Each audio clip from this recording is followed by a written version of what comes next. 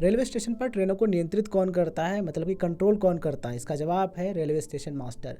और ये काफ़ी जिम्मेदारी वाला काम होता है और इसको एक जिम्मेदार स्टेशन मास्टर करता है। आज हम बात करेंगे रेलवे स्टेशन मास्टर की क्या रिस्पॉन्सिबिलिटीज़ होती हैं, मतलब क्या क्या काम होता है, उस पर चर्चा करेंगे। इसके अलावा किस तरीके से आप एक रेलवे स्टेशन मास्टर बन सकते हैं, उस पर चर्चा करेंगे।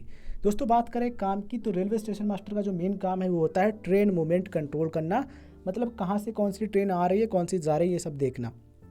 मतलब कि ट्रेन के अराइवल एंड डिपार्चर का मैनेजमेंट करना कि कहाँ पर कौन सी आ रही है, तब क्या करना है, कहाँ कौन सी रुकनी चाहिए, कौन सी नहीं रुकनी चाहिए, अभी कौन सी आ रही है और उसके बाद कौन सी आएगी। ये बहुत सारी जो चीज़ें हैं वो ये मैनेज करते हैं। इसके अलावा सिग्नल मैनेजमेंट का काम, कहाँ पर कौन सा सिग्नल देना है नहीं देना, ये इनका काम होता है।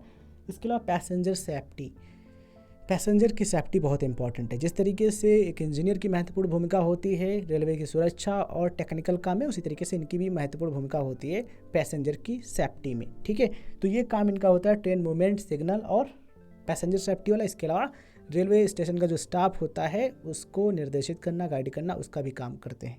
ठीक है, तो ये रहे स्टेशन मास्टर। अब बात करते हैं किस तरीके से बन सकते हो। तो कम से कम ग्रेजुएट होना ज़रूरी है, मतलब कि रेलवे स्टेशन मास्टर बनना है तो कम से कम आपके पास बैचलर डिग्री होनी चाहिए। देखिए, अगर आपने BA, BSc, BCom, BTech, BSc nursing, MBBS, कोई भी बैचलर डिग्री जो मतलब जिसे कहा जाता है कि वो एक यूजी डिग्री है, बैचलर डिग्री है, अगर आपने वो कर रखी है देन आप इसके लिए अप्लाई कर सकते हो, आप एलिजिबल हो जाते हो। ठीक है, उसमें कम से कम पास होना ज़रूरी है। कोई ज़रूरी नहीं कि 70% या फिर 80% नंबर हो, कम से कम एटलीस्ट पास हो देन आप अप्लाई कर सकते हो। ठीक है, आरआरबी एनटीपीसी एग्ज़ाम आपको देना होगा। इस एग्ज़ाम को क्लियर करने के बाद मेडिकल टेस्ट होता है, इसको फाइनल पास कर लेते हो देन आप सेलेक्ट हो सकते हो। और आरआरबी एनटीपीसी एग्ज़ाम के लिए बेस्ट बुक्स जो हैं उनका लिंक डिस्क्रिप्शन बॉक्स में मिल जाएगा, आप चाहो तो एक बार चेक कर सकते हो।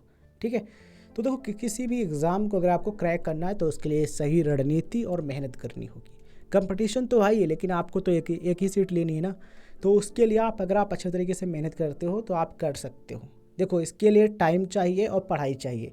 हवा हवाई की बातें मैं नहीं बताता हूँ, जो रियलिटी है बताता हूँ। देखो, बहुत से स्टूडेंट्स अप्लाई करते हैं, उसमें क्या होते हैं, कुछ तो ऐसे ही फॉर्म डाल देते हैं, कुछ ऐसे लोग होते हैं जो साथ में जॉब कर रहे हैं और साथ में फॉर्म डालें, तो मतलब पूरा फोकस नहीं कर रहे हैं इस पर। ठीक है, कुछ लोग ऐसे होते हैं जो सिर्फ इसी एग्ज़ाम को क्लियर करना चाहते हैं और मेहनत कर रहे हैं।